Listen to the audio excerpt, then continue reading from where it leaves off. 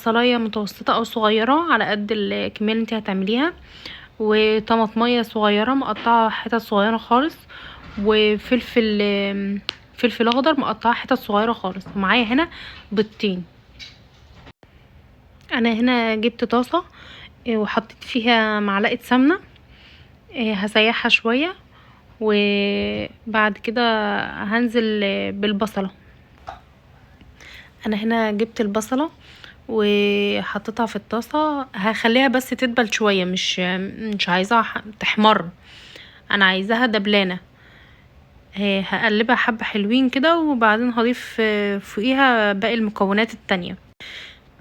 انا هنا حطيت الفلفل الاخضر والطماطم، وهقلبهم مع بعض حبه حلوين كده لحد ما الطماطم تنزل ميتها، وبعد كده هحط البيض فوقيها. انا هنا جبت البيضتين وحطيتهم في قلب الطبق